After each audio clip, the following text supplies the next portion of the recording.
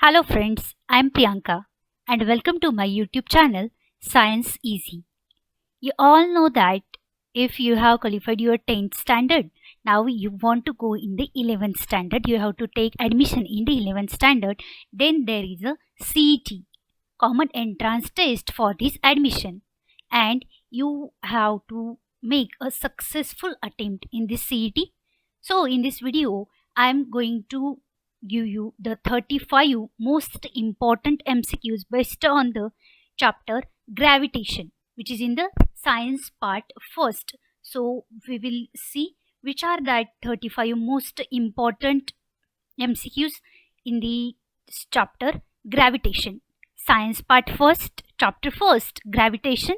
Most important 35 multiple choice questions based on this chapter. But if you are new in this channel, then please like the video and please subscribe the video to get the more videos like this. So now we will see what are these 35 most important multiple choice questions based on this chapter. See the question first. Phenomenon of gravitation was discovered by. Means जो gravitation का phenomenon है ये किसने discover किया, scientist का नाम आपको पता करना है और आपको जो ऑप्शन दिए जाएंगे वो है Isaac Newton, Kepler, Pasteur and Huygens. So you have to select the appropriate option from the given option and Isaac Newton is a correct answer for this question. The next question, laws of motion, equation of motion and theory of gravity was discovered by. Means motion के जो law होंगे, equation of motion जो है, theory of gravity जो है, ये सब किसने डिस्कवर किया ये आपको ढूंढना है. आपके लिए ऑप्शंस है Pasteur, Kepler, Isaac Newton and Huygens. तो आपका करेक्ट आंसर होगा Isaac Newton. Isaac Newton is a correct option because he find out or he discovered the laws of motion, equation of motion and theory of gravity. Then go to the next question. Isaac Newton wrote the book. ऐसा कौन सा book है जो Newton scientist ने लिखा है? तो देखो ऑप्शंस है the principia, then the principle, gravitation और gravitation concepts. So your correct answer is the principia. The principia नाम का बुक है जो न्यूटन ने लिखा है. Laws describing planetary motion was given by. जो लॉज है वो डिस्क्राइब करते हैं प्लैनेटरी मोशंस, वो किसने दिए हैं या तो किसने प्रपोज किए हैं? तो आइजैक न्यूटन, केपलर, हाइजेन और none of this. So your correct answer will be Kepler because Kepler given the laws of describing planetary motions. Then the next question, branch of dash dash was invented by Newton. ऐसी कौन सी branch है study की जो Newton ने invent की है? Gravitation, physics, mathematics, statistics. तो सुनो बच्चों, मैथमेटिक्स ए ब्रांच है जो न्यूटन ने इन्वेंट की है. Next question, reflecting telescope was first time constructed by dash dash dash. जो पहला रिफ्लेक्टिंग टेलीस्कोप था वो किसने डिजाइन किया था, किसने कंस्ट्रक्ट किया था, ये आपको बताना है. और आपके लिए ऑप्शंस है Isaac Newton, Kepler, Pasteur and Huygens. तो आपका करेक्ट ऑप्शन होगा Isaac Newton. Reflecting telescope was first time constructed by Isaac Newton. Go to the next question.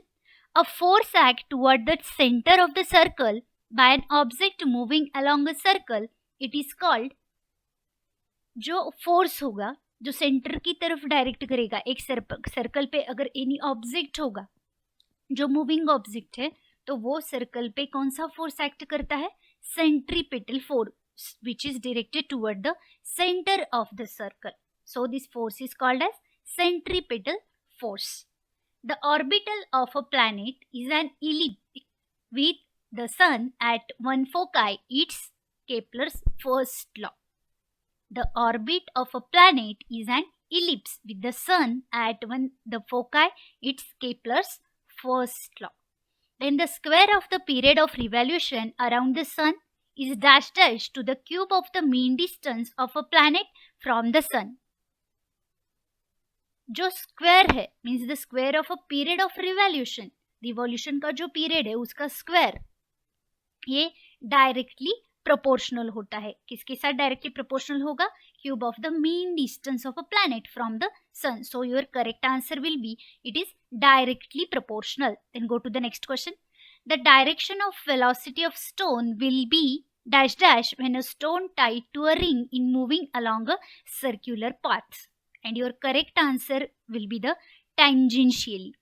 Means the direction of velocity, जो velocity होगी उसकी direction, the direction of the velocity of stone will be tangential when a stone tied to a string in a moving along a circular path. जब वो stone हम circular path में घुमाते हैं तो वहाँ पे the direction कौन सी होगी? tangential होगी. देखो next question. F is equal to G m1 m2 divided by d square. In this equation G is called, इस equation में G को क्या बोलते हैं या तो G क्या है? It is universal gravitational constant. जो G है वो universal gravitational constant है.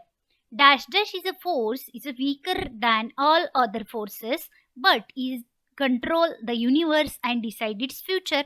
ऐसा कौन सा फोर्स है जो पूरे यूनिवर्स को मेंटेन करता है, इसका फ्यूचर मेंटेन करता है, जो सबसे वीकर है? तो आपका आंसर होगा ग्रेविटेशन फोर्स. ग्रेविटेशन फोर्स जो है वो सबसे वीकर है लेकिन वो पूरे यूनिवर्स को मेंटेन करता है. Go to the next question. The level of a sea water in the sea changes because of the gravitation force exerted by dash dash. जो सी वाटर लेवल होती है वो किसकी वजह से उसमें चेंजेस आ जाते हैं? या तो कौन सा ग्रेविटेशन फोर्स या तो कौन से प्लैनेट का ग्रेविटेशन फोर्स उस पर एक्सर्ट किया जाता है, ये आपको पता करना है. Moon, sun, earth, all of this. और आपका करेक्ट ऑप्शन है मून, बिकॉज मून की ग्रेविटेशन फोर्स जो है उसकी वजह से जो वाटर लेवल है, ओशियन वाटर लेवल, वो चेंज हो जाती है. देखो next question. Acceleration due to gravity denoted by. Acceleration due to gravity जो होती है वो लेटर जी से डिनोट की जाती है, तो आपका करेक्ट ऑप्शन होगा जी. Go to the next question. Acceleration is a dash dash quantity. Acceleration जो है वो स्केलर है या तो वेक्टर क्वांटिटी है, ये आपको पता करना है. आपके लिए ऑप्शंस है scalar, vector, vector and none of this. Acceleration जो होती है वो वेक्टर क्वांटिटी है. Go to the next question. The acceleration depends upon dash dash and dash dash of the earth. जो एक्सेलरेशन है वो कौन सी चीज पर डिपेंड रहता है? तो देखो ऑप्शंस कौन कौन से है. पहले में है both B and D, then mass and है, मैटर है और देन रेडियस है. जो एक्सेलरेशन रहता है वो हमेशा ही मास एंड रेडियस पे डिपेंड करता है, तो आपका फाइनल आंसर होगा both B and D. Then go to the next question. Value for acceleration due to gravity is. Value for acceleration जो होती है which is because of the gravity, ये हमेशा 9.77 मीटर पर सेकेंड स्क्वायर रहेगी. Then go to the next question. The value of G is highest at. जो value है G की, ग्रेविटेशनल कांस्टेंट की, वो कहाँ पे हाई रहती है? तो आपको पता ही होगा ये जो वैल्यू है ये हाईएस्ट होती है इक्वेटर रीजन पे, तो आपका आंसर इक्वेटर होना चाहिए. Go to the next question. The value of G dash dash as we go deep inside the earth. जैसे जैसे हम अर्थ सरफेस के डीप इनसाइड यानी कि अंदर की साइड में देखेंगे तो वैल्यू ऑफ जी कैसी रहेगी? वो डिक्रीज होती जाएंगी, तो आपका करेक्ट आंसर होगा decreases. Means the value of G decreases as we go deep inside the earth. Go to the next question. Dash dash is a amount of matter present in an object. It's mass. जो mass होता है ये amount होती है matter की जो present होता है इन ऑब्जेक्ट में. mass is a amount of matter present in an object. Go to the next question. देखो mass is the amount of matter present in an object. Then SI unit of mass is. कौन सा SI unit रहता है? kg, mg, g और joule, kilogram, milligram, ग्राम और joule, कौन सा रहता है ऐसा यूनिट? इसका ऐसा यूनिट रहेगा kg. Then go to the next question. Mass is dash dash quantity. Mass scalar है या तो वेक्टर है, ये आपको बताना है. Mass is a scalar quantity. Go to the next question. Dash dash the initial velocity, then larger the highest height reached. Higher the initial velocity, then larger the height reached. जैसे भी आपको starting में जो initial velocity है वो जितनी high होगी उतना ही ऑब्जेक्ट क्या करेगा, ज्यादा हाइट पे जा सकता है. तो इसकी वजह से इसका आंसर या तो करेक्ट आंसर होगा higher. Higher the initial velocity, then larger the height reached. Go to the next question. A force acting on body results in its dash dash. जो फोर्स है कौन सी भी बॉडी पे एक्ट करता है उसकी वजह से रिजल्ट क्या आता है, एक्सेलरेशन आता है. A force acting on body result in its acceleration. Go to the next question. In free fall, the initial velocity of the object is. जो free fall का concept आपने study किया होगा तो उसमें दिखाया है initial velocity of any object in the free fall is always 0. Go to the next question. SI unit of mass is kg. Then mass is a scalar quantity. The moon doesn't fall on the earth while revolving around the earth due to its. जो moon है हमेशा के लिए हमने सुना होता है, जो मून है वो क्या कर रहा है, अर्थ के सराउंडिंगली रिवॉल्यूशन बना रहा है. तो ऐसा क्या रीजन है जिसकी वजह से कभी भी मून नीचे नहीं गिरता? ऐसा क्या रीजन है? The moon does not fall on the earth while revolving around the earth due to its velocity. जो उसकी वेलोसिटी है ये एक रीजन है कि जिसकी वजह से मून कभी भी रिवॉल्यूशन के करते करते अर्थ पे नहीं गिरता. Next question. The orbit of a planet revolve ring around a star is called. The orbit of a planet revolve ring around a star is elliptical. Elliptical जो है ये एक ऑर्बिट है जिसमें प्लैनेट रिवॉल्व करते हैं स्टार्स के around. उसके बाद नेक्स्ट क्वेश्चन देखो. The G value on the moon is dash dash of the earth value. जो जी वैल्यू है जो मून पे प्रेजेंट है वो वैल्यू अर्थ से कितनी ज्यादा कितनी कम या तो कितना फ्रैक्शन है ये आपको बताना है. 2/6 है या तो 1/4 है, 1/6 है या 2/4 है. तो ये वैल्यू है 1/6. The value of G on the moon is 1/6 of the earth value. Go to the next question.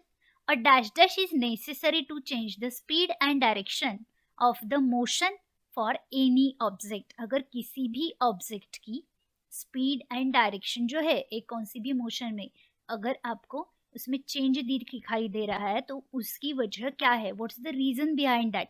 Then a force is necessary to change the speed and direction of the motion for an object. Go to the next question. Dash dash waves are called the waves on the fabric of space time. ऐसे कौन से waves हैं जिसे fabrics of space time कहा गया है? तो gravitational waves है. सुनो आपका पक्का आंसर होगा gravitational waves are called the waves on the fabric of space time. Go to the next question. Dash dash is a sensitive instrument to detect the gravitational waves. तो LIGO नाम का एक instrument है जो specifically particularly detection के लिए बनाया गया है और डिटेक्शन ऑफ ग्रेविटेशनल वेव्स कर सकता है. उसको हम कह सकते हैं LIGO. Remember it is a short form but in the exam there can be change in this short form also. So I have made the changes here, LIGO, LGIO, LWO or all of this. You have to choose the correct answer from these options. And see here LIGO, what is the long form of the LIGO? Laser Interferometry Gravitational Wave Observatory. It is a sensitive instrument which is designed to detect the gravitational waves. Then go to the next point. The weightlessness of a space traveler caused due to. कि जो space traveller रहेंगे उनका जो weightlessness है वो किसकी वजह से है? तो state of free fall. state of free fall. It is a reason behind the weightlessness. Go to the next question. Which energy of an object of a certain mass at infinite distance from the earth is a zero? तो potential energy है. एक energy है जो object की होती है at a certain मास पे वो डिपेंड है at infinite distance from the earth. जो इन्फिनाइट डिस्टेंस पे जाके जो एनर्जी ऑफ सर्टन रहती है ऐसी पोटेंशियल एनर्जी होती है. तो आपका करेक्ट ऑप्शन होगा potential energy. Thank you for watching. If you like this video, then please like, and if you are new for this, then please subscribe to my channel for new videos like this one. Thank you so much.